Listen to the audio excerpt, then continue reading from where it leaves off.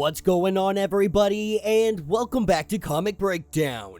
Today we are jumping into Ultimate Spider-Man issue number 1, a story written by the amazing Jonathan Hickman. We have seen him reintroducing the Ultimate Universe. Now, if you haven't caught up with everything that Jonathan Hickman has been doing with the Ultimate Universe, I highly recommend that you go check out my playlist that covers everything that has happened thus far between the Maker and the Unmaker. 20 years ago, the Maker prevented a radioactive spider from biting a young Peter Parker. He also prevented the creation of other superheroes and formed a secret council to rule the world in the shadows. When Tony Stark learned about this dark history of his universe, he sought to undo it. This prompted the Maker's council to attack Manhattan, killing thousands and framing Tony Stark. But Peter has lived his life unaware of the Maker's council or the truth behind the spider.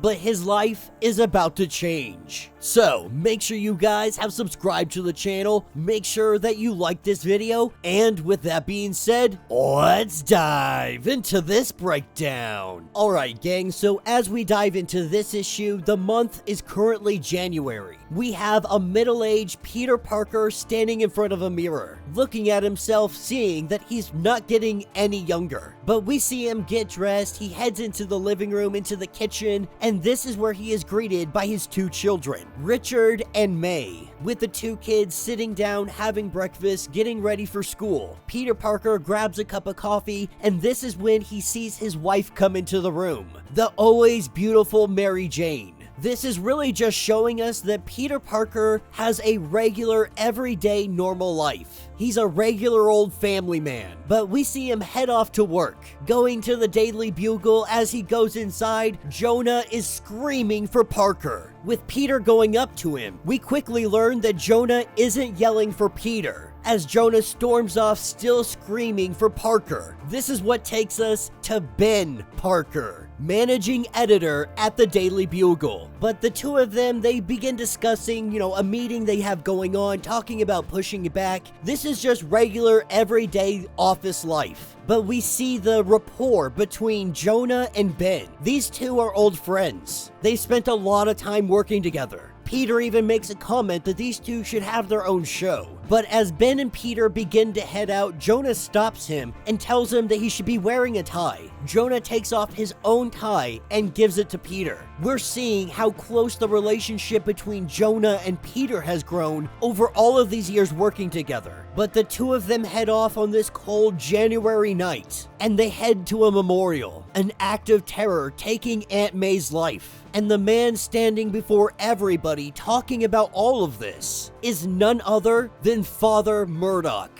the blind priest telling everybody about the trauma that they have endured, of how to make sense of all the madness, of all the craziness, of the depression, of the sadness. We also learned that Norma and Emily Osborn had lost their lives. Coming to speak today is Harry Osborn. Now, Harry gives a speech that is a little bit dark. A man that doesn't seem he's able to move on. Heading back to the Daily Bugle, they see that Jonah is storming out of a meeting and he is saying he quits. So Ben Parker goes into the room to see what is going on. And what is happening is that they are having a change of editors. The board is taking the paper in a different direction, that they have been getting a number of ever-increasing complaints from their advertisers, specifically about their more inflammatory content. Not only that, but their lack of coverage when it comes to the Tony Stark terror attack that took Aunt May's life. This is when it pans over and we see that the head of this board, it is none other than Wilson freaking Fisk. And what Fisk is letting him know is that you should be thankful for the position that you have, for everything that we have given you. That now that Jonah has quit, you can take his place. You have the promotion, but only if you are willing to toe the line. With Ben Parker walking out of the office, he sees Jonah in the elevator. Walking over to the elevator, he gets in with Jonah, and he asks him, "What are we going to do now?" insinuating that Ben Parker also quit and walked out. Later that evening, this is where we pick up with Kingpin. Getting out of his vehicle, we see a huge explosion. The vehicle erupts in flames. Kingpin is shot back, and what we see up in the sky is none other than Green Goblin, with Green Goblin attempting the murder of Kingpin. We pick up later at the bar with No Name. We have Jonah and Ben who are sitting here having a beer, discussing what their future is going to look like, how they're going to operate their new paper, because that's their goal right now. Do their own news. The only problem, Ben wants to focus only on the truth, while Jonah understands that this business is much more dirty than simply telling the truth. That sometimes you have to bend the truth, you have to manipulate things, you have to ensure that people are going to buy your paper, make sure that they look at your news, so on and so forth. It's seeming that before this operation even gets off the ground, the two of them are butting heads. But Jonah does make a compromise, saying, "We'll promise not to lie." With this conversation coming to an end, that's where Peter Parker shows up, with Jonah taking off, also letting Peter know that he's got a job with their new company if he so wants one.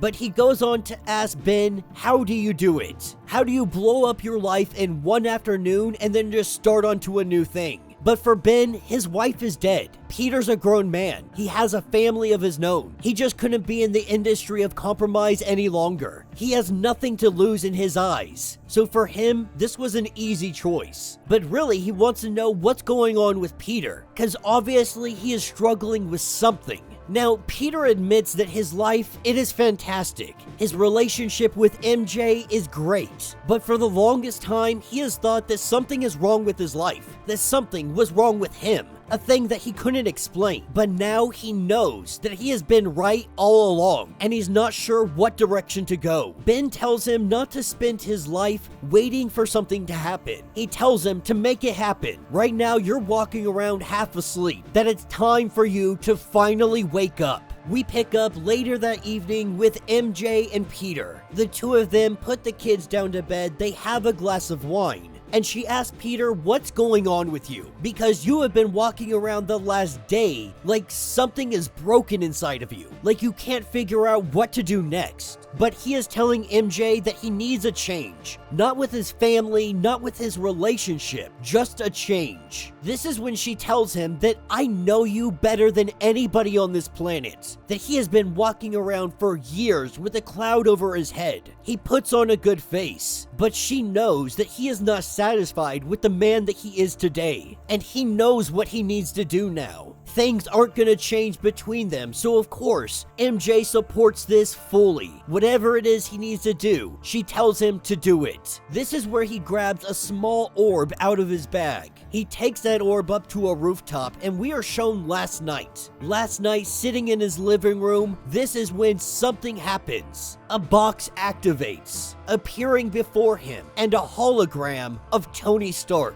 with a pre-recorded message. He introduces himself as Tony Stark. He says, "While it is likely you know my father's name, you may not know mine." Unfortunately, everybody knows the name Tony Stark right now. He is sending this message from 6 months into the future. He goes into very small detail on the events that have transpired. He says that there is an element of faith that is going to depend on you doing what needs to be done. But he tells him to listen carefully. A small orb inside a box telling him that this is for you. There is also a suit that will mask your identity. Tony going into detail that 20 years ago, you were supposed to be bitten by a radioactive spider. This was supposed to give you amazing powers. And with them, you would become one of Earth's most prominent superheroes. Instead, the Unmaker, a great evil, time traveled and erased almost all of the world's heroes from existence. Peter Parker was one of them. Now, Tony Stark is repeating this with others like him, and in 6 months, if he has done this correctly, he will walk out of the room he is in and he will find Earth's mightiest heroes before them. Together, they will make the world free again. He tells Peter that you were supposed to have a different life. You were supposed to protect the innocent, save lives, and inspire the citizens of this world to be their best selves. All of that was taken from you. These people stole your future. They robbed you of your destiny. The question now remains, do you want it back? This is where Peter opens up that vial, the radioactive spider inside. He thinks about Ben. He thinks about MJ. He puts that spider on his hand. And this is the day that Ultimate Spider-Man was born. And that will be the end of this issue. So let me know what you guys think down in the comments. An absolutely beautiful introduction to Ultimate Spider-Man, as we reignite the Ultimate Universe under the control of Jonathan Hickman. So far, the stories have been absolutely amazing. I am a big fan of a middle-aged Peter Parker. Those are some of my favorite Spider-Man stories. And you could argue that he's really getting up there these days in the 616. But honestly, I'm a big fan of the Ultimate Universe as a whole. I love the direction that Jonathan Hickman is taking all of this. I love what he's doing. I love the introduction of the Unmaker. Honestly, I'm a huge fan of Jonathan Hickman. There's not much that he writes that I don't like.